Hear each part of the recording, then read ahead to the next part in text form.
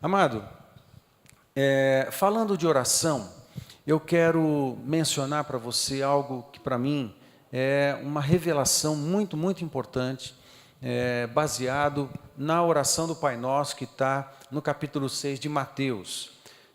No capítulo 6 deste lindo livro, que é o livro de Mateus, o capítulo 6, ele faz parte do Sermão da Montanha. E a oração dominical, que a gente chama a oração do Pai Nosso, ela está nos versos de 9 a 15. Mas antes da gente... abre a tua Bíblia, vai olhando aí, eu não vou ler esse texto, eu vou mencionar o que eu quero mencionar, mas é importante que você acompanhe aí na sua Bíblia, para você entender o que eu quero dizer para você. O capítulo 6 de Mateus, ele faz parte do Sermão da Montanha, e o Sermão da Montanha, já disse isso outras vezes, estão nos capítulos 5, 6 e 7 do Evangelho de Mateus.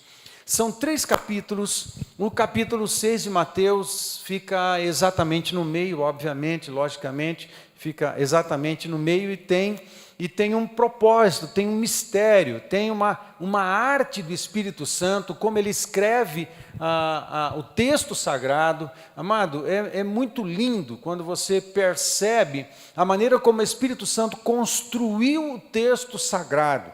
O homem não faria dessa forma.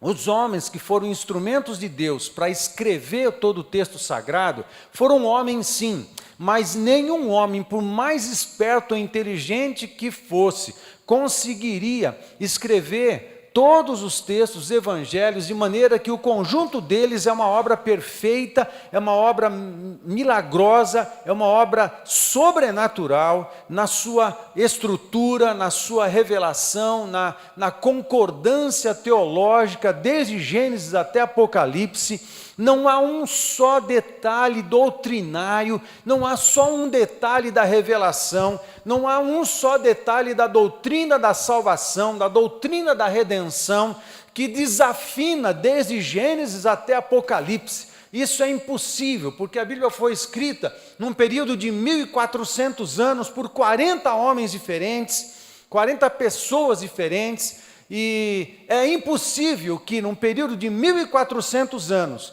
houvesse uma obra literária com tamanha perfeição como nós temos hoje na palavra de Deus. É lindo quando você observa a beleza sobrenatural do texto sagrado. E a gente encontra isso em Mateus, a gente encontra isso no Sermão da Montanha. O Sermão da Montanha, nos capítulos 5, 6 e 7, eles registram a ética do cidadão do reino dos céus. Fale comigo. A ética do cidadão do reino dos céus. Ou seja, como que um cidadão do reino dos céus deve viver aqui na terra?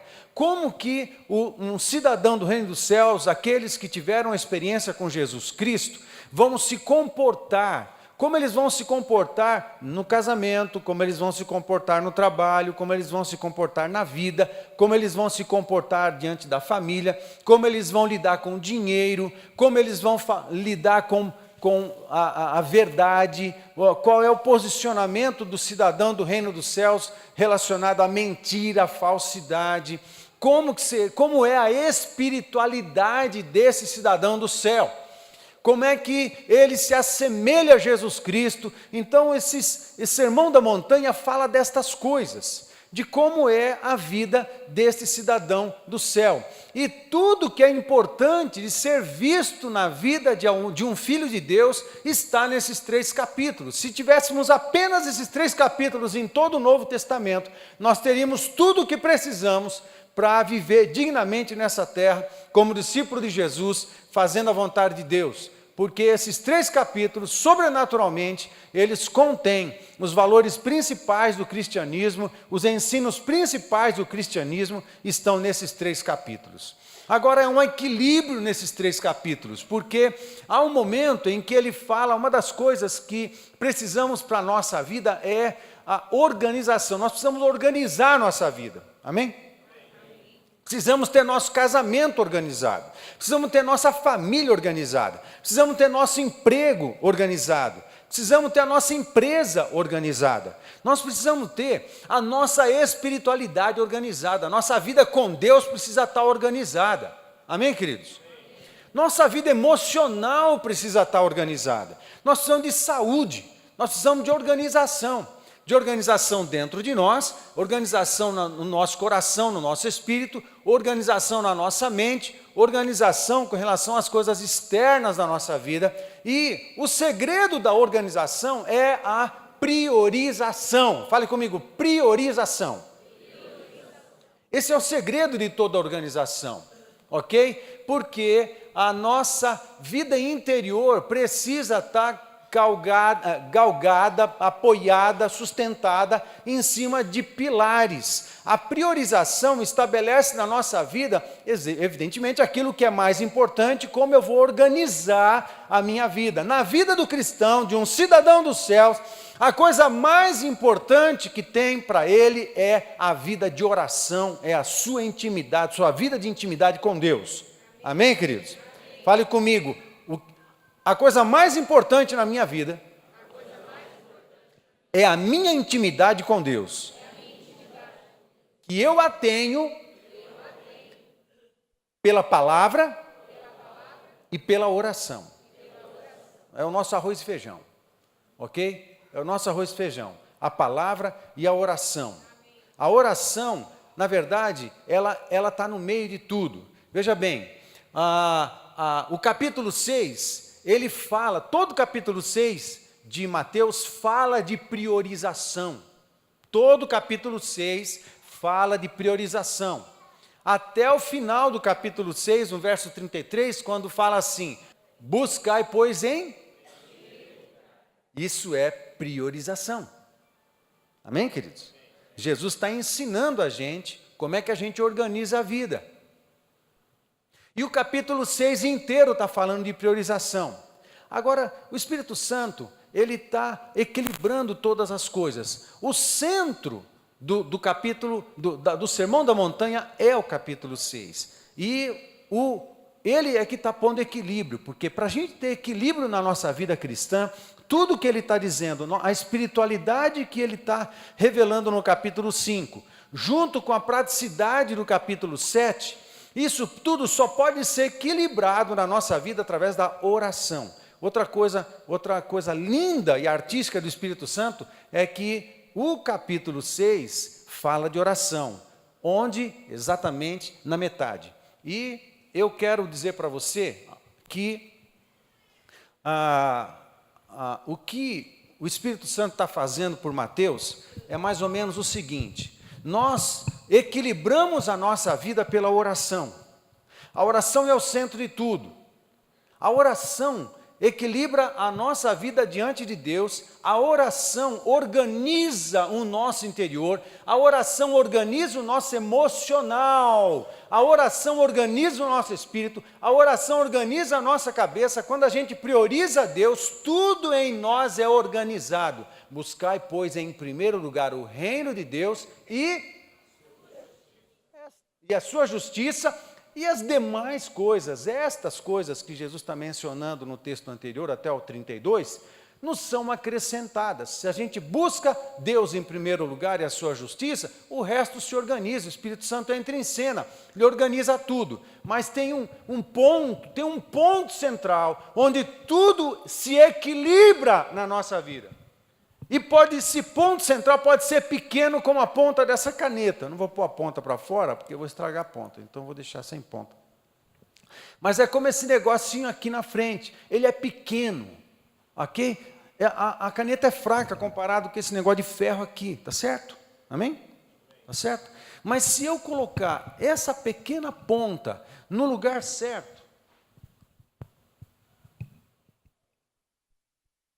tudo fica equilibrado. Dá licença.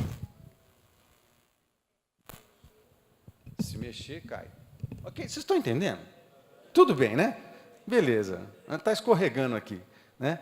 Ok, mas se eu coloco essa pequena caneta no ponto certo, tudo equilibra na nossa vida.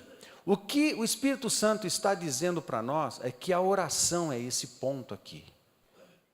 Quando a gente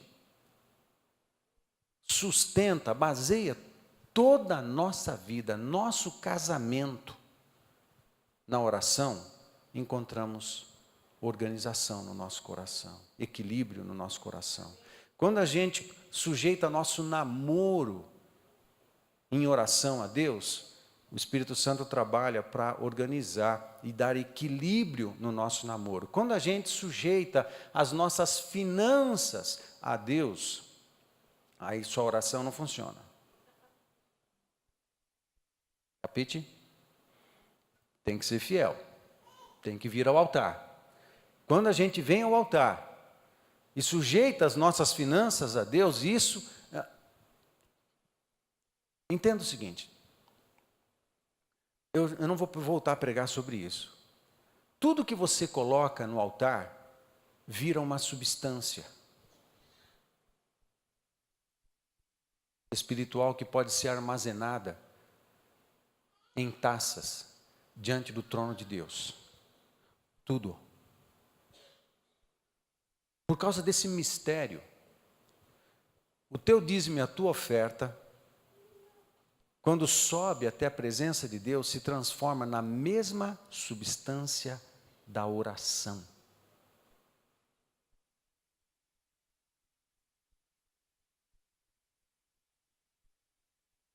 Não dizimar e não ofertar é como não orar. Amém? Ok. Mas quando você faz isso, tudo entra em equilíbrio.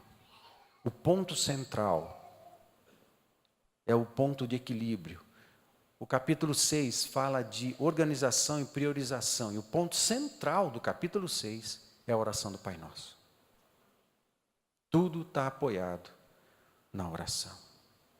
E tudo que é apoiado na oração encontra equilíbrio. Amém? Essa é uma verdade que eu quero compartilhar com você. Sobre a importância da oração. Amém, queridos? Agora, há algo sobre a nossa vida de oração. Eu vou saltar do Sermão da Montanha para 1 Coríntios capítulo 12, 13 e 14. Há algo então que eu quero falar sobre oração, que é o orar em espírito. Orar em espírito. Indo para 1 Coríntios capítulo 12, nos versos de 1 a 11, eu vou ler vários textos, depois vou separar aquilo que eu quero. Então abre a tua Bíblia aí em 1 Coríntios capítulo 12 e presta atenção na leitura que vamos fazer de 1 a 11. 1 Coríntios capítulo 12. De 1 a 11 o texto diz assim: a respeito dos dons espirituais, não quero, irmãos, que sejais ignorantes. Sabeis que outrora, quando éreis gentios, deixáveis conduzir-vos aos ídolos mudos, segundo éreis guiados. Por isso, vos faço compreender que ninguém que fala pelo Espírito de Deus afirma anátema Jesus. Por outro lado, ninguém pode dizer Senhor Jesus, senão pelo Espírito Santo. Amém? Verso 4. Ora, os dons são diversos, mas o Espírito é o mesmo. E também há diversidade nos serviços, mas o Senhor é o mesmo. E há diversidade nas realizações, mas o mesmo Deus é quem opera tudo em todos. A manifestação do Espírito é concedida a cada um. Fale comigo, cada um. Fale comigo também. Esse cada um tem a ver comigo. Não adianta falar tem a ver com o pastor. É com você. Né? Fale comigo. Esse cada um tem a ver comigo. Ok. O Espírito é concedido a cada um visando a um fim proveitoso. Aí no verso 8, ele faz uma lista de dons e capacidades e poder que o Espírito Santo usa para se mover entre as pessoas. E essas pessoas se abençoarem mutuamente, porque o dom serve para isso, para ter proveito comum na congregação e nas pessoas.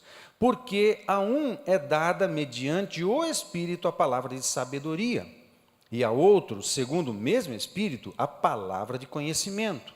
E há outro no mesmo Espírito, a fé. E há outro no mesmo Espírito, dons de curar. Há outro, operação de milagres. Há outro, profecia. Há outro, discernimento de espíritos. Há um, variedade de línguas. E há outro, capacidade para interpretá-las. Mas um só e o mesmo Espírito realiza todas estas coisas, distribuindo-as como lhe apraz a cada um individualmente. Esse texto, ele fala de 9 dons do Espírito Santo. Eles são palavra de sabedoria, palavra de conhecimento, fé, dons de curar, operações de milagres, profecia, discernimento de espíritos, variedade de línguas, capacidade para interpretá-las. É muito interessante como na lista das manifestações do Espírito Santo, ele inclui variedade de línguas, mas ele não está explicando tudo o que se pode explicar quando ele fala sobre variedade de línguas, o que nós vamos chamar de oração em Espírito, ok? Palavra do Espírito, mistérios do Espírito. A gente vai chegar lá e você vai compreender. Aí, no próprio capítulo 12 de 1 Coríntios, vai lá para o verso 27 e 28, e você vai encontrar um outro texto bem interessante. Ora, vós sois corpo de Cristo, e individualmente membros desse corpo. A uns estabeleceu Deus na igreja, primeiramente apóstolos, em segundo lugar profetas, em terceiro lugar mestres, depois operadores de milagres, depois dons de curar, socorros, governos, variedade de línguas. Agora, não pense você que essa ordem é ordem de importância, não é. É organização. Quando ele fala primeiramente, ele está estabelecendo uma organização. Como a igreja é organizada espiritualmente em ministérios. Não é grau de importância. O último lá na frente, Paulo não está dizendo que é menos importante do que o apóstolo, aquele que o Espírito Santo usa com variedade de línguas, é menos importante do que o apóstolo que está em primeiro lugar. Não, ele está falando de estrutura, está falando de como a comunidade se organiza, tá certo? Começa com o apóstolo, porque o apóstolo é que abre o caminho, ele que estabelece uma nova congregação, uma nova igreja, ele é um missionário. A palavra apóstolo pode ser traduzida simplesmente como missionário. Aquele que vai, abre um campo e estabelece um trabalho. Esse é um apóstolo. E em cima disso, vem também os profetas, porque os profetas apontam a direção, os profetas trazem a palavra de Deus como revelação para as pessoas e para essa comunidade, e define a direção que a comunidade vai ter, a identidade ministerial que a comunidade vai ter, como essa comunidade vai ser uma comunidade do céu na terra, com uma identidade própria. É o profeta que define isso. Amém, queridos? Depois, entra em terceiro lugar os mestres, porque os mestres entram em cena para dar fortalecimento para todo o povo. Eles é que vão alimentar de comida, eles é que vão sustentar toda a galera. Os mestres é que vão cuidar da saúde espiritual, saúde relacional, a saúde que está baseada no pão vivo, que é a palavra de Deus. Então o mestre, ele é o cozinheiro, é o camarada que vai para a palavra de Deus, ele tira o alimento de lá, pega esse alimento, distribui para a comunidade come desse alimento que é da palavra de Deus, é o pão vivo que desceu do céu, e se alimenta e se fortalece para poder cumprir a sua missão definida pelo profeta em cima das bases apostólicas. Amém? E nesse capítulo 26, nesses versos 27 e 28, tem uma lista de dons: apóstolos, profetas, mestres, operadores de milagres, dons de curar, socorro e governo. E o último, variedade de línguas, a organização toda. Ministerialmente, dons de palavra, apóstolo, profeta, mestre, dons de palavra, ensino. Amém? Amém. Ok? Observa lá, eu não destaquei isso no slide. Mas presta atenção nessa estrutura. Apóstolo, profeta, mestre, palavra. Ok? Depois, operadores de milagres, dons de curar, socorro e governo. Serviço, ajuda mútua, um abençoando o outro. Socorro, governo, liderança, administração. Por último, variedade de línguas. O variedade de línguas, curiosamente aqui, ele auxilia todos os demais dons. Porque o variedade de línguas, o dom de línguas, a oração em línguas, serve para a edificação de todo o corpo. Amém, queridos? Faz parte desse negócio aí. É disso que a gente vai falar. Quando a gente vai para 1 Coríntios capítulo 14, abre aí, 1 Coríntios capítulo 14, a gente encontra algumas coisas. Nos versos de 13 a 18, encontramos o seguinte: pelo que o que fala em outra língua, por quê? Deixa eu te explicar, não estou lendo desde o 1, para a gente ganhar um pouco de tempo, mas deixa eu te explicar. O que estava acontecendo em 1 Coríntios é uma pequena confusão, porque o orgulho do coração acabou tomando conta de muitos lá, e eles acabaram criando disputas para ver quem era mais espiritual e menos espiritual. Vaidade pura, o orgulho puro, e acabou gerando uma confusão, um pequeno conflito, e aqueles que profetizavam, aqueles que falavam em línguas, que exerciam outros dons, eles acabavam disputando esse negócio. Os que falavam em línguas diziam que eram mais espirituais do que os outros, né? Então, por causa de uma certa confusão que aconteceu em Corinto, Paulo escreve o capítulo 14 de 1 Coríntios para colocar ordem na casa. Então, chegamos ao verso 13, que diz assim: pelo que o que fala em outra língua deve orar para que possa interpretar. Fale comigo, falar em outra língua. Ok. Por quê? Verso 14. Se eu orar em outra língua, fale comigo, orar em outra língua. O meu espírito ora de fato, mas a minha mente fica infrutífera. Que farei, pois? Orarei com o espírito, mas também orarei com a mente. Cantarei com o espírito, fale comigo, cantarei com o espírito. Mas também cantarei com a mente. E se tu bendisseres apenas em espírito, como dirá o indouto o amém depois da tua ação de graças? Visto que não entende o que dizes, porque tu, de fato, dás bem as graças, mas o outro não é edificado. Dou graças a Deus, porque falo em línguas mais do que todos vós. Nos dois sentidos. Primeiro, porque o apóstolo Paulo era poliglota. Ele falava o grego, ele falava o latim, ele falava o hebraico, ele falava o aramaico. Falava outras línguas também. Agora, a palavra que ele está usando aqui nesse texto, tem uma palavra em grego que é dialectos. Dialectos é o brasileiro, é o português. O dialectos é o português. O dialectos é o inglês. O dialectos é o italiano. O dialectos é o hebraico, é o grego. Mas existe uma outra palavra em grego que não é dialectos, é glossa. Na teologia, a gente costuma se referir ao dom de línguas ou o mover do Espírito Santo que se manifesta com línguas estranhas de glossolalia. Não é legal? Eu acho espetacular esses nomes. Glossolalia, porque a palavra glossa, né, em grego, ela poderia também ser traduzida parecido como dialectos. Dialeto é o português, o inglês, o italiano. Agora, glossa, não. Glossa significa uma língua que apenas uma comunidade usa, que ela não é identificada pelos dialetos das nações. E é uma língua, aqui pensando no contexto da comunidade dos salvos, é uma língua espiritual. Uma outra forma de traduzir a palavra glossa é uma língua ininteligível. O dialectos é uma língua inteligível. Ela tem gramática, ela tem estrutura gramatical. O português tem estrutura gramatical, o inglês tem estrutura gramatical. A oração em línguas não tem.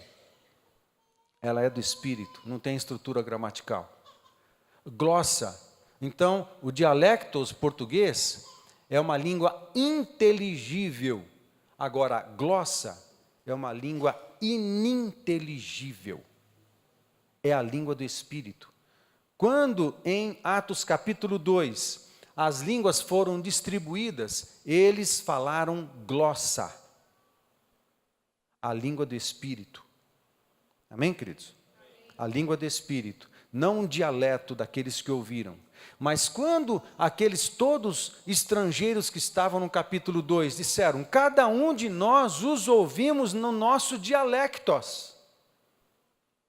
Olha só que interessante, em Atos capítulo 2, Lucas escreve o seguinte, que o Espírito Santo distribuiu glossas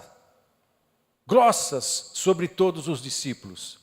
E os estrangeiros ouviram os discípulos falando glossas em seus dialectos.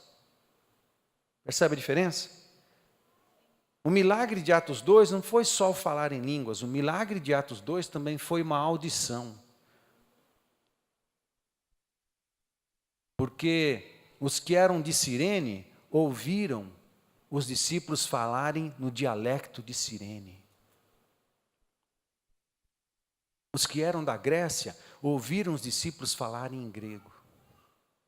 Os que eram de outras nações da África ouviram os discípulos falarem nos seus dialectos. Mas a língua que o Espírito Santo deu para os discípulos foi glossa. Não foi dialectos. Foi a língua do Espírito. Amém, queridos? E essa palavra aqui, essa língua do capítulo 14 é glossa. Não é dialectos. Isso faz toda a diferença. Amém, queridos? Quando Paulo fala assim, eu falo línguas muito mais do que todos vocês. Ele não está falando, eu falo dialectos muito mais do que vocês. Fala mesmo. Ele fala o dialectos grego, ele fala o dialectos hebraico, ele fala o dialectos aramaico e latim. Mas quando ele fala aqui, ele não está falando dialectos, ele está falando, eu falo glossa muito mais do que todos vocês. O que ele está dizendo? Eu oro em línguas muito mais do que todos vocês. Eu falo em línguas muito mais do que todos vocês. Amém?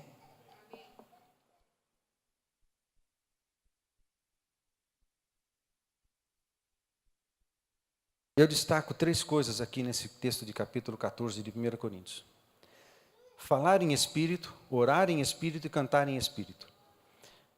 Falar em espírito precisa de interpretação. Porque o falar em espírito é como uma pregação, é uma palavra profética. É para edificar as pessoas. Toda palavra profética deve abençoar as pessoas e edificar as pessoas. Se alguém fala em outras línguas e não tem quem interprete, ninguém é edificado. Aí Paulo orienta, se é um negócio de falar, alguém se levanta com uma palavra profética em línguas do Espírito, e não tem quem interprete, cale-se. Ele diz, usa exatamente essa palavra em capítulo 14. Agora, a oração em línguas não é em voz alta para os outros ouvirem. A oração em línguas edifica aquele que ora. E curiosamente, o cantar em espírito, aqui, orar em espírito, falar em espírito, orar em espírito e cantar em espírito. Cantar também faz parte da adoração. Por que orar em espírito e cantar em espírito? Aí você vai para os outros textos, você vai para Romanos capítulo 8, e a gente encontra no verso 26 algo que ajuda a gente a entender tudo isso aí. Também o Espírito, semelhantemente, nos assiste em nossa fraqueza. O Espírito, em letra maiúscula, semelhantemente nos assiste em nossa fraqueza, porque não sabemos orar como convém. Mas o Espírito intercede por nós sobremaneira com gemidos inexprimíveis. Intercede por nós sobremaneira com gemidos inexprimíveis. E aquele que sonda os corações sabe qual é a mente do Espírito, letra maiúscula, porque segundo a vontade de Deus é que ele intercede pelos santos. Aí a gente vai entendendo, ampliando o quadro aqui de maneira muito interessante, porque a oração, o que Paulo está dizendo aqui é o seguinte, nós não discernimos a vontade de Deus com tanta perfeição assim. Nós não discernimos. Quem de todos nós que estamos aqui entende perfeitamente qual é o propósito de Deus para a sua vida? E sabe que está nesse propósito? Quem tem esses discernimentos? Isso não é difícil. Não tem, difícil alguém que tem. Não. Muitos de nós sabemos qual é o nosso propósito. Sabemos qual é o nosso chamado. E está na caminhada cristã, entendendo qual é o seu chamado e qual é o seu propósito. Muitos de nós. Mas muitas vezes, na caminhada, tem coisa que Deus está trabalhando na nossa vida, a gente não tem discernimento. Os pensamentos de Deus são mais altos do que os nossos. Mas outros cristãos, no tempo da sua estação de vida cristã, de repente ainda não entendeu, ainda não sabe qual é o seu chamado e qual é o propósito da sua vida.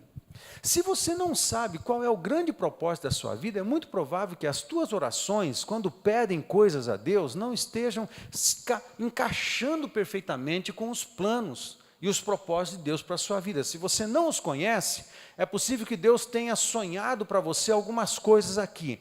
Tenha sonhado você ser, vamos supor, sonhado você ser um empresário, um profissional liberal, e você vai se aperfeiçoar nessa área. Conversei nessas últimas semanas com um contador da igreja, e na conversa que eu tive, um novo contador que a igreja tem hoje, na conversa que eu tive com ele, ele falou assim: pastor, eu sei qual é o chamado da minha vida. O chamado da minha vida é ser contador.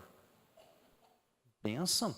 E o meu chamado é ajudar as igrejas a se organizarem administrativamente, se ajustarem dentro da lei e tal. Esse é o meu chamado, eu me realizo nisso.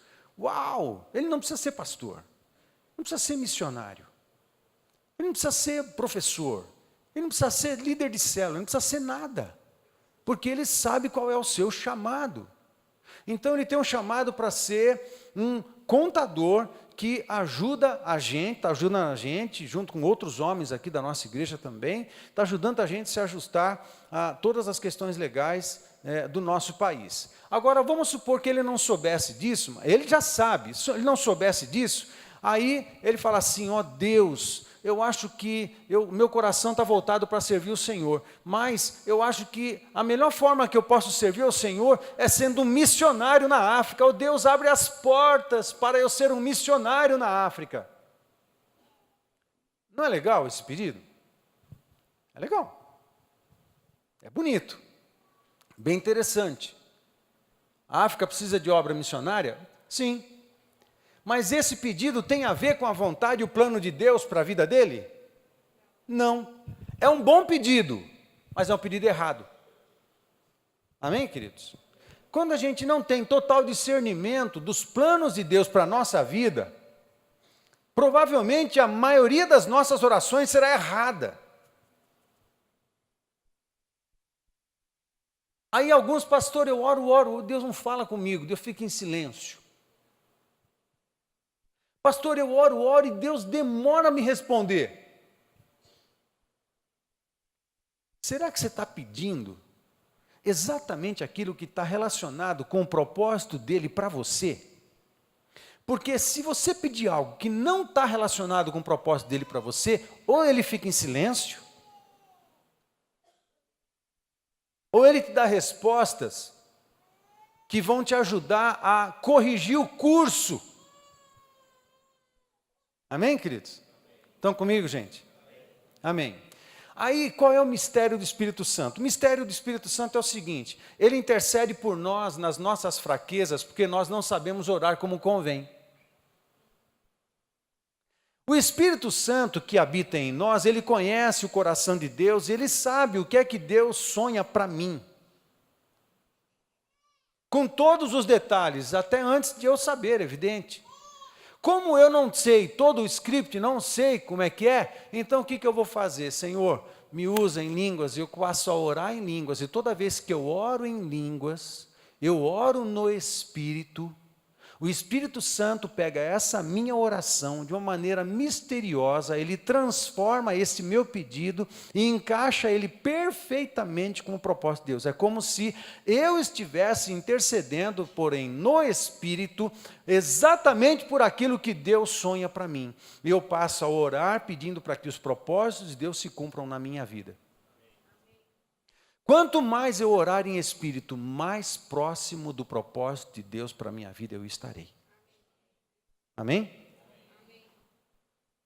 Agora, Orar em espírito é orar em mistério. A minha mente fica infrutífera, mas o meu espírito fica carregado de revelação. Aí, você tem que ouvir isso pela fé, porque você tem que ouvir isso pelo espírito, porque a mente natural vai dizer, isso é doideira, pastor. Mas se você discerne essas coisas no espírito, você compreende as coisas de Deus. As coisas do Senhor se discernem no espírito. A mente natural fica patinando para compreender, porque as coisas de Deus se discernem no espírito. A gente ora em línguas, o Espírito Santo carrega o nosso espírito com as intercessões adequadas e corretas, segundo a vontade e o propósito de Deus. Em algum momento, porque nós estamos carregados dessas respostas de oração com a presença de Deus, haverá um momento em que essa revelação vai passar para a minha mente natural e eu vou receber uma palavra de conhecimento, ou uma palavra de sabedoria, ou uma palavra profética, uma palavra de direção, uma direção do Espírito Santo, que vai me colocar exatamente no lugar onde eu devia estar. Amém, queridos? Estão comigo, gente? O orar em línguas, sabe qual é um dos problemas que a gente tem? Que aí eu vou contar a minha história. Um dos problemas que a gente tem é o seguinte, é quando a gente está com tanque vazio. A gente não está orando. Nem na nossa própria língua. E não está orando no Espírito. Tanque vazio.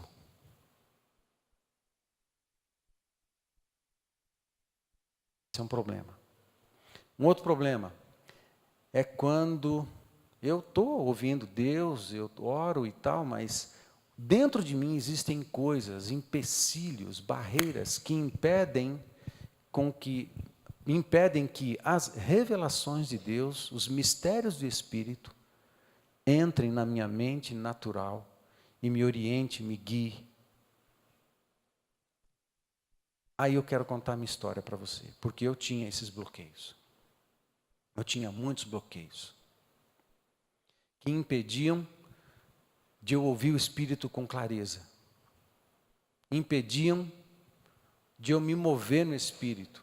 E não que eu tenha conseguido, como diz o próprio apóstolo Paulo em Filipenses, mas eu busco a presença de Deus para que eu aprenda a me mover no Espírito.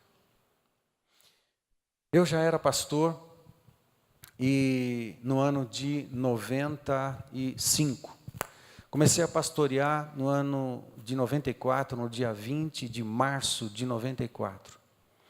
E com 30 anos comecei a pastorear e começamos a cuidar de um povo lá na capital de São Paulo, na região leste, no bairro do Tatuapé, uma pequena igreja, uma pequena congregação, e começamos a servir a Deus ali, buscando a Deus para ouvir qual era a direção de Deus para aquela comunidade. E eu e a pastora tivemos tantas experiências sobrenaturais, boas e ruins, mas tudo soma para o nosso crescimento, para a nossa maturidade em Deus. E nós estávamos lá cuidando e pastoreando. Na nossa adolescência, nós tivemos várias experiências com Deus, nós participamos de trabalhos missionários da igreja local, abrindo igrejas em outros lugares, e nós buscávamos muito a Deus. Na minha adolescência, eu comecei a ler bastante, já na adolescência, e buscava a presença de Deus. E algumas vezes, na nossa vida, tivemos experiências com endemoniamento. Não eu ficando endemoniado, né? Mas a gente atendendo pessoas que... Deixa eu explicar direito esse negócio. Para socorrer pessoas que ficavam endemoniadas, junto com alguns outros irmãos da igreja. E como um adolescente, eu atendi alguns casos, não sozinho, junto com outras pessoas. E com fé, uma fé muito simples que eu tinha na minha adolescência, a gente orava junto com outras pessoas e nós vimos libertações acontecerem em grande quantidade. Uma pessoa que estava sempre perto da gente, que ia na frente liderando as situações em que necessitava de libertação, era o irmão Otávio. Irmão Otávio Fernandes. A gente tem homens, né? Na nossa história, tem pessoas que a gente não esquece o nome, né? Eu tenho, na minha história, várias pessoas que eu não esqueço o nome. Irmão Otávio Fernandes, ele é falecido já, conheço a família dele, são amigos nossos de infância. E o seu Otávio, ele encarava qualquer questão de libertação, ele encarava e a gente grudava nele, aprendia com tudo isso. O fato é que na minha adolescência eu tive várias experiências de libertação. Vi Jesus libertando pessoas quando a gente orava. Eu já era pastor em 95 e minha mãe me procurou a respeito de uma vizinha dela que estava endemoniada há 2 anos. E ela conversou comigo e falou, Paulinho, vamos orar lá com ela? Aí eu orei, eu pensei comigo assim, poxa vida, claro, vamos lá, vamos botar para quebrar, né, e tal. Já na adolescência, eu já expulsava demônio, agora que eu sou pastor, tenho unção pastoral, tenho um manto pastoral, deixa com nós, vamos lá, vamos orar, vamos expulsar esses demonão aí. Beleza, e fomos. Fomos eu e ela ficou na casa da minha mãe, junto com meu pai, fomos eu e minha mãe para a vizinha, entramos na casa da vizinha, aí a moça veio do quarto, sentou, e começou a luta, e começou a guerra, e para resumir, por 2h30, nós lutamos ali, eu não sabia, eu não tinha a menor ideia do que está acontecendo, eu não sabia se o mesmo demônio entrava e saía muitas vezes, porque eu expulsava ele mesmo um tanto de vezes, nem sei quantas vezes eu expulsei o demônio. Eu não sabia se era o mesmo que voltava. Falou, o demônio teimoso. A gente repreenda, o bicho volta. Eu não sabia se era um demônio novo que entrava, né, que estava tudo em fila esperando, quando saía um, entrava outro. Né? É verdade. O ambiente estava repleto de demônio, tinha demônio nos cantos, tinha demônio em tudo quanto é lugar. Aí, e estava lá. Aí a menina ficava desmaiada no sofá, a gente acordava ela, começava a oração de entrega, começava tudo de novo. E por 2h30 nós lutamos com aquela situação, e a gente ordenava na autoridade do nome do Senhor Jesus Cristo, e pouca coisa acontecia. Eu comecei a ficar muito frustrado, e a minha mãe orando, intercedendo, e eu ali. Ou seja, depois de 2h30, eu aproveitei o momento que essa menina estava desmaiada no sofá, chamei a mãe e falei assim, vem aqui, eu não sei mais o que eu faço. Eu não consigo ajudar sua filha. Envergonhado. Claro, Deus estava moendo meu orgulho e tudo mais. Envergonhado, eu falei, olha, se a senhora permitir, eu vou pedir ajuda de alguém melhor que eu. Aí ela, desanimada, me arrebentou mais ainda. Falou assim, é 2 anos que ela está assim, não precisa se preocupar não. Não tem ninguém que possa fazer nada. Meu Deus do céu. Falei, bom, eu vou conversar com alguém, depois eu falo com a senhora. E eu saí, a minha mãe ficou para cumprimentar, e eu saí, desci umas escadinhas apertadinhas até a rua. Eu saí muito arrasado, muito triste, muito humilhado. E eu parei no meio da rua e olhei para cima da casa, e no meu espírito eu discernia que havia uma grande movimentação de demônios em cima da casa. E eu olhei para aquilo, nos olhos naturais não dava para ver nada, mas eu sabia que estava um alvoroço, porque um pastor tinha saído de lá sem conseguir fazer nada com resultado bom, e os demônios continuavam lá. Eu fiquei ao mesmo tempo envergonhado, mas também com uma raiva. Que raiva que eu tive dos demônios. Aí eu olhei para cima daquela casa, eu estava desnorteado, e eu em voz alta, eu gritei, minha mãe estava lá dentro da casa dela ainda, despedindo, eu gritei, Deus, eu não sei, eu não tenho a menor noção do que está acontecendo ali em cima daquela casa, mas eu quero saber, eu não vou ficar assim nesse negócio. Eu preciso saber o que estava acontecendo no mundo do espírito. Só isso. Baixei a cabeça, minha mãe desceu e subimos para casa, chegamos em casa, eles estavam orando pela gente. Foi terrível, foi terrível. Aquela semana foi uma semana horrorosa para nós. Eu fiquei envergonhado muito tempo. Mas aí, uma semana depois, um amigo nosso, um pastor, ele me convida, me faz um convite. Ô Paulo, olha, tem um culto que acontece aí, em São Paulo, na Missão Shekinah. Vamos lá ver? Falei, vamos, mas quem é esse cara? Não, você vai lá conhecer, mas quem é? Um pastor chamado Géser. Falei, mas quem é esse cara? Aí o nariz ainda estava muito em pé, né? Aí, quem é esse tal de Géser? Paulo, vamos lá. Géser Cardoso. Ele ainda é o presidente da Missão Shekinah, ele se tornou amigo nosso. Depois. E vamos lá, e fui nessa reunião. Nessa reunião, era uma reunião de cura e libertação. Um teatro gigante, maior que esse auditório aqui, lotado, tinha gente, tudo quanto é lado. Aí ele começou a falar, mas eu nunca vi esse cara. Entenda o seguinte, eu estudei numa faculdade histórica e tradicional. E todos os ambientes bons, de alto nível teológico da cidade de São Paulo eu conhecia. E os professores e os pastores mais influentes na área de teologia na cidade eu conhecia. E eu não conhecia esse cara aí. Quem é esse cara? Não sabia quem era. Muito bem, o culto começou, aí eu sentei na minha mente, sentei para assistir, na minha mente eu falei uma coisa assim, deixa eu ver quem é esse cara. Deixa eu ver se ele sabe pregar. Deixa eu ver se ele fala, vai cometer algum erro na Bíblia aí, que eu vou pegar, depois vou jogar na cara dele. Tudo bem, a coisa começou. Ele começou a pregar, abriu a Bíblia com simplicidade, começou a ministrar, meu Deus do céu, como que ele sabia tudo aquilo. O cara era cheio de Deus, de revelação, uma autoridade, falava com a Bíblia com uma intimidade que eu não tinha, e de repente, era libertação e cura, no momento certo lá começou a pipocar endemoniamento pelo salão inteiro, e ele dava uma palavra de ordem, pá, o demônio ia embora. Falei, pô, comigo aquele sofrimento, e o cara deu uma palavra, resolve tudo. Eu comecei a ficar com raiva dele. O que dá certo com ele não dá certo comigo? Beleza. Aí a coisa continuou, e pipocava para todo lado. Teve um momento, um endemoniado veio para frente, conseguiu passar, né?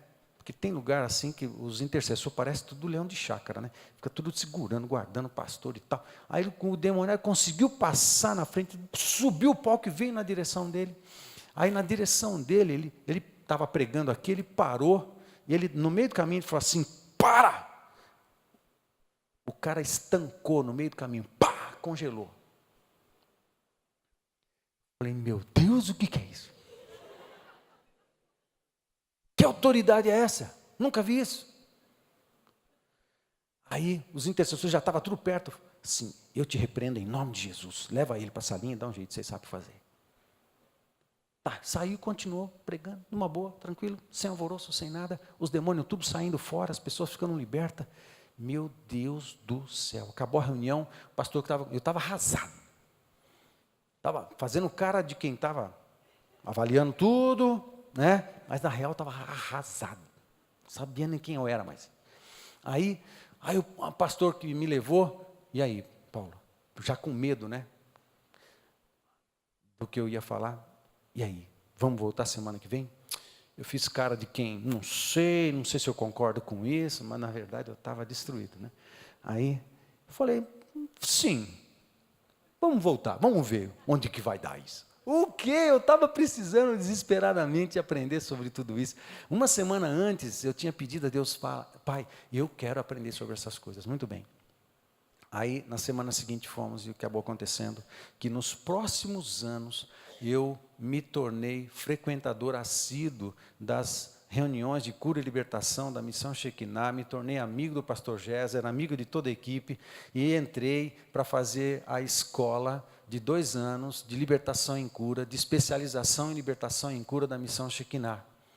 Porque eu vi que eles tinham uma autoridade e uma experiência em Deus que eu nunca tinha visto.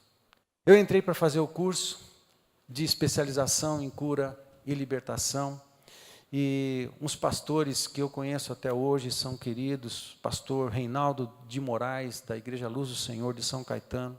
Ele estava dando uma aula e falando sobre intercessão. A aula começou, eu fui de manhã para a cidade, zona leste da capital de São Paulo, uma viagem até o Paraíso, onde ficava a escola. Chegamos de manhã, entramos na aula, e lá o professor Reinaldo de Moraes, pastor, estava dando aula sobre intercessão, e ele estava descrevendo como todas as coisas funcionam no reino do Espírito, e ele estava falando dos movimentos nas regiões celestiais, estava falando como os anjos descem, estava falando como os anjos sobem, estava falando como as orações percorrem esse caminho das regiões celestes, os pedidos que percorrem e chegam ao céu, os anjos que são mobilizados para entrar em ação mediante a oração. Ele estava explicando essa movimentação toda, as guerras que existem nas regiões celestes, e ele estava falando do exemplo de Daniel, capítulo 9, ele estava descrevendo com muita propriedade, muita autoridade, muita intimidade, todo esse mundo invisível, esse mundo do Espírito, explicando que como a oração faz parte de tudo isso, a intercessão faz parte de tudo isso, o poder da adoração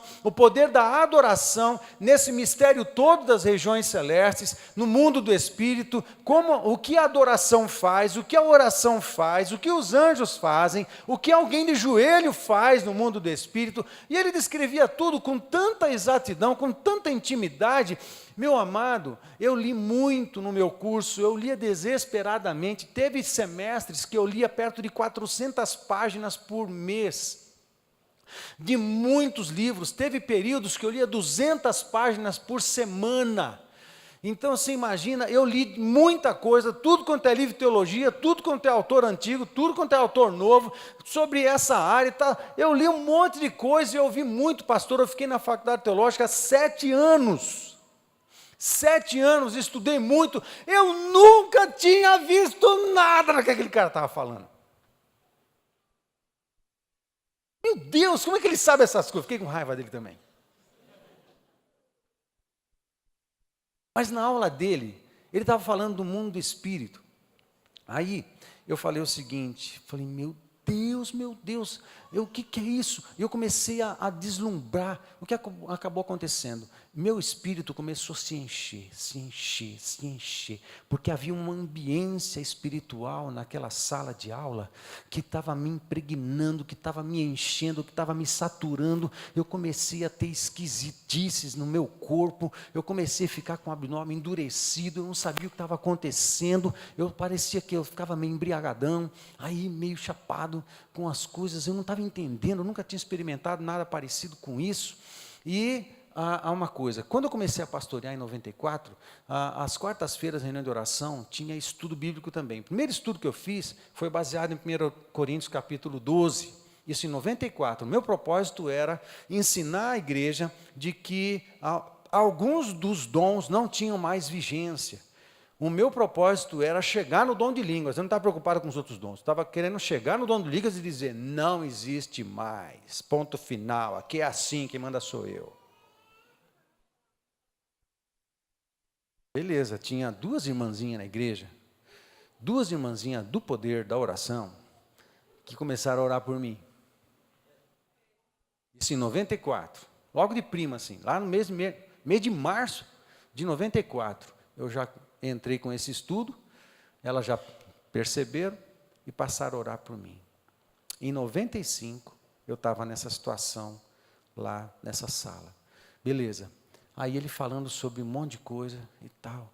Aí o Espírito Santo falou no meu coração algo muito, muito, muito forte. Ele falou assim, vai lá agora e ajoelha lá na frente. Aí eu respondi para o Espírito assim, eu sabia que era o Espírito. Era esquisito isso, porque também não era muito comum eu ouvir o Espírito desse jeito, com tanta clareza. Aí eu respondi para ele assim, não vou não. Vai lá na frente e ajoelha. Eu falei, não vou pagar esse mico. Eu não vou. Esquece, pensa noutra coisa aí, porque eu não vou fazer isso. Aí, ficou um tempo em silêncio, o pastor ministrando, ensinando, e aquele fogo dentro de mim, aquele negócio estranho, não sabia o que era.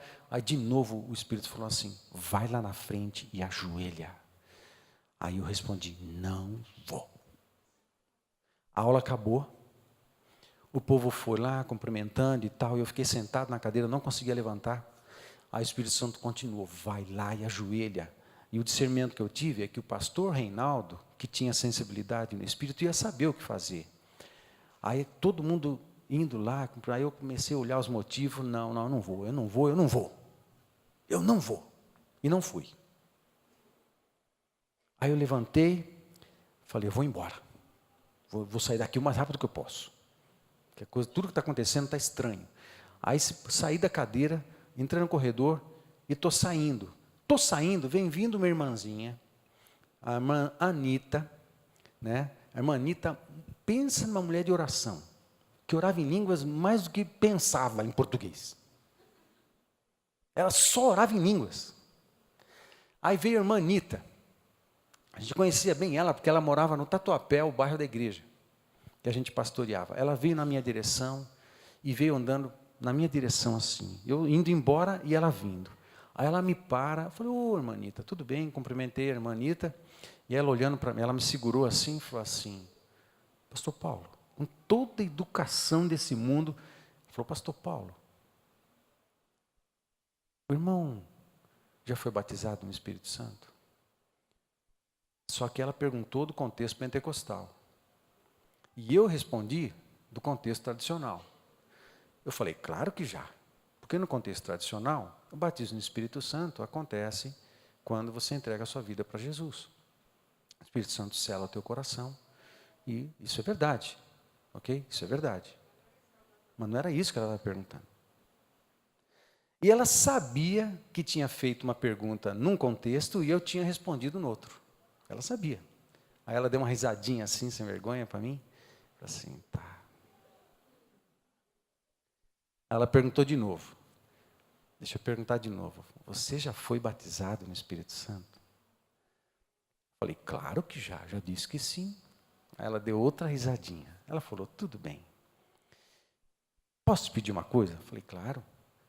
Posso orar por você? Só isso. Falei, claro que pode, mas você nega oração? Não?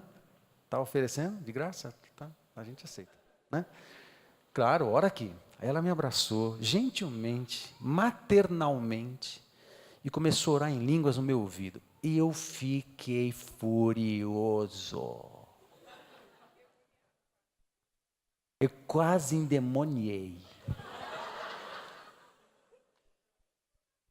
Falei, quem é essa mulher que sabe que eu não acredito nisso, está orando em línguas na minha orelha?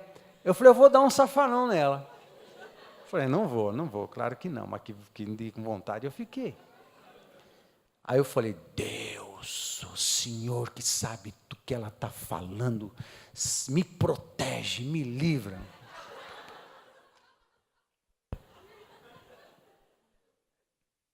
Tá, ela orou gentilmente, aí eu fiquei, né, por educação, ela parou de orar, ela olhou para mim assim, tudo bem? Tudo bem, claro.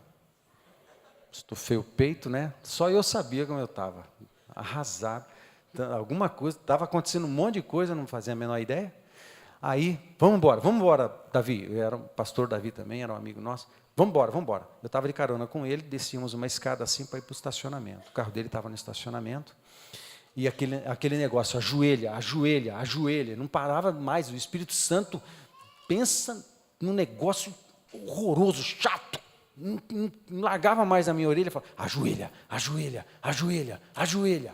falei, meu Deus, eu vou morrer se eu não ajoelhar. Aí desci as escadas, entrei no carro, falei, vamos Davi, vamos embora logo. Aí eu comecei a ficar pirado, assim. Aí ele entrou, ele já tinha tido uma experiência, né? Era pastor da mesma denominação que eu era sem vergonha. Ele não me falou nada, né? Aí ele tinha tido uma experiência já. Aí, beleza. Ele entrou no carro, eu entrei no carro no banco do passageiro e sentei. Aí ele começou a tirar o carro para fora assim. Aí eu não aguentei, eu tive a sensação que eu vou morrer se eu não ajoelhar. Eu falei, para agora esse carro, para. Ele parou, freou o carro dentro do estacionamento, os carros já tinham ido embora, só estava o nosso carro lá. Eu abri a porta, me joguei no chão, plá! Falei assim, pronto. Eu falei em voz alta, isso aí. Quem ouvisse, né? Pronto, eu já ajoelhei, o que o senhor quer fazer comigo? Aí não aconteceu nada.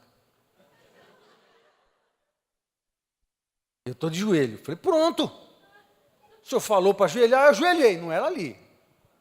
Não era ali. Mas tudo bem. Aí o meu amigo, o pastor Davi, ele saiu do carro e ficou perto de mim. Aí ele falou assim, ô Paulo, eu estava ajoelhado, né? De olho fechado, morrendo de vergonha, né? Ele abaixa assim, ô Paulo, fala Davi, né? Eu ali, não queria nem abrir o olho de vergonha. Eu posso orar por você?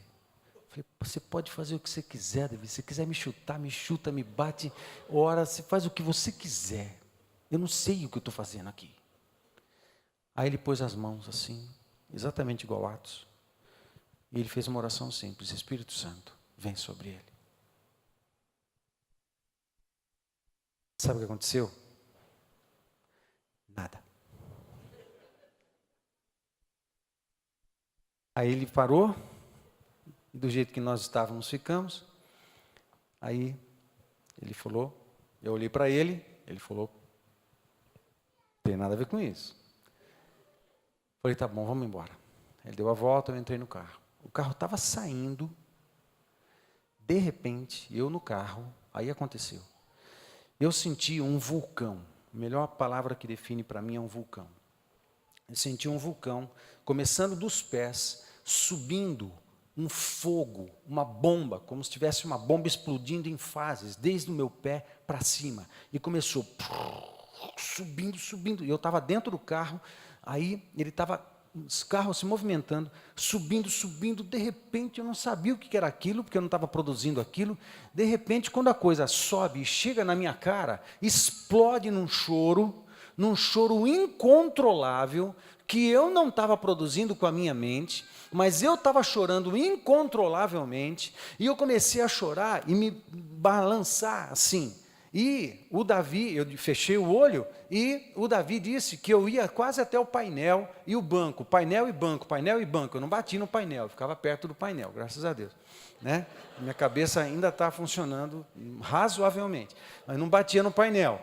Então, e o tempo inteiro isso. Agora, eu não sabia o que estava acontecendo comigo, eu estava chorando e berrando, mas saía meleca da minha cara por todos os buracos. Eu tinha um lenço de pano, encharquei o lenço de pano, peguei o lenço do Davi, encharquei o lenço do Davi, e não tinha mais pano para limpar minha cara. Aí ficava aquela melecaiada toda ali, eu não sabia como limpar, e eu não conseguia parar de chorar. Eu não conseguia, eu pensava assim, Deus, eu endemoniei, eu não sei o que está acontecendo, eu não consigo parar, Deus, eu quero parar e eu não consigo.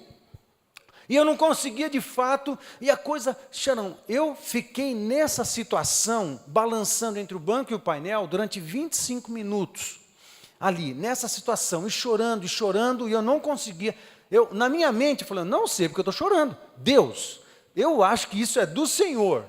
Eu não faço a menor ideia, eu estou orando com a minha mente. Eu não faço a menor ideia do que está acontecendo, mas eu não consigo parar. Então vamos ver até onde vai isso. E eu continuava chorando, e a melecada descendo, e eu balançando sem conseguir parar. Depois de 25 minutos, para instantaneamente assim, puff, e eu fico sentado. Aí o Espírito Santo falou ao meu ouvido, faz um scan. Desde o pé. Literalmente isso. O Espírito Santo é tecnológico, né? Porque na época era muito comum scanner. O mercado estava sendo forrado de scanner, né? E impressoras com scanner e não sei o que e tal. E parecia um diagnóstico. E foi exatamente essa palavra que o Espírito Santo falou comigo. Faz um scan desde o pé. Falei, ok. Aí eu me imaginei desde o pé e subindo. E fui me imaginando com um scan mesmo, iluminando tudo e me diagnosticando desde o pé. E foi subindo. E a coisa estava equilibrada, estava normal. Mas quando chegou aqui, nessa região, quando chegou aqui, alguma coisa aconteceu. Me veio um discernimento absolutamente claro que essa região é definida onde fica o espírito. Nem pergunte mais. Só isso que eu sei. Aqui. Aí eu senti que alguma coisa tinha liberado aqui. Continua o scan. E eu continuei até a minha mente. Quando eu cheguei na minha mente, eu observei que o caminho entre o espírito e a minha mente estava liberado. Por quê? Até antes disso, eu estava na aula, eu dizia o seguinte: se isso não passar no meu filtro teológico, eu não aceito. Culto após culto, aula após aula, o meu filtro teológico era o que determinava se era verdade ou não. E eu não deixava fluir as coisas do Espírito. Entenda, eu já disse isso outras vezes. O problema não é na teologia. Eu amo teologia e acho que todo ministro tem que estudar teologia. Estudar mesmo, seriamente. O problema não é na teologia. É outra coisa. Mas o fato é que, quando eu fiz um scan, eu percebi que havia liberado, naquele momento, o Espírito Santo falou assim: pronto, esse batismo foi um batismo de libertação. Eu libertei os canais, eu limpei os canais que faziam comunicação entre o teu espírito e a tua mente, que estavam bloqueados. Agora, você vai trocar a posição. A minha mente estava em cima, o espírito estava embaixo. Aí o Espírito Santo falou: agora troca de posição. O espírito vai ficar acima da sua mente e você vai passar a ter um outro filtro. Claro, não vou abandonar nenhum filtro teológico daqueles que Deus já depositou na minha vida inteira, mas o Espírito Santo falou assim: a partir de agora, a tua mente vai aceitar com tranquilidade os mistérios do Espírito, o novo do Espírito. E a partir daquele momento, eu comecei a me abrir para as coisas do Espírito Santo de Deus. E depois disso, o orar em espírito, para mim, se tornou aceitável. Muito mais do que isso, muito mais do que isso. Eu estou sendo grosseiro em dizer essa expressão que eu estou usando agora. Mas depois, entendendo a importância do orar em espírito, do cantar em espírito, eu fui entendendo o poder e a importância do orar em espírito. Eu não apenas fui entendendo e aceitando, mas eu fui entendendo a importância disso ter na minha vida, da oração, o poder disso tudo, de como, quando eu oro em espírito, eu oro os propósitos de Deus para a minha vida. E quanto mais eu oro em espírito, mais eu atraio sobre mim o poder de Deus, que ajusta a minha vida para o plano original que está no coração de Deus. A palavra de Deus fala que o testemunho de Cristo é o espírito da profecia. Amado, o testemunho de Cristo na minha vida hoje se transforma numa profecia sobre a tua vida. Eu sei que muitos da igreja já oram em espírito e não tem qualquer dificuldade com isso. Eu tinha. E eu aprendi a sujeitar a minha mente a coisas do espírito que eu não entendia. Eu passei a sujeitar o meu entendimento às coisas do Espírito. Agora é lógico, isso não significa ignorância, imprudência, isso não significa bobice, não significa nada disso não. Fiel da palavra, a palavra de Deus é o nosso fiel. Não é a minha teologia, é a palavra de Deus. E a palavra de Deus revela para mim que o Espírito intercede por nós com gemidos inexprimíveis, porque nós não sabemos orar como convém. A palavra de Deus, eu passei a entender esse texto depois. Como o texto de 1 Coríntios capítulo 2, quando fala que o Espírito do Senhor perscruta o coração de Deus. E Ele que conhece a vontade de Deus, Ele pode revelar a vontade de Deus para nós, ao nosso espírito, sabe, amado? E ele termina o texto dizendo que nós temos a mente de Cristo. Amado, a nossa mente natural não suporta as grandezas da eternidade, não suporta aquilo que a mente de Cristo suportava, mas o nosso espírito tem uma mente e ela suporta as grandezas de Deus. Parece um esquizofrenismo, mas não é não. Por isso, quando oramos em espírito, o Espírito Santo de Deus intercede sobre nós os propósitos do Pai, carrega o nosso espírito de dons e de poder, para que no momento certo, o Espírito Santo mesmo controla isso e ele transfere para a nossa mente natural tudo aquilo que é necessário e importante para que a vontade de Deus venha à realidade na vida de cada um de nós. O testemunho de Cristo na minha vida profetiza sobre você. Profetiza sobre você um mover do espírito de oração, que vai levar você a orar em espírito muito mais, fazendo com que os propósitos de Deus se cumpram na sua vida, num poder, numa força e numa velocidade que até hoje você não viu. Dedique-se em orar em espírito. Nesse mês de julho, ore em espírito. Nesse mês de julho, venha orar em espírito na sala de oração.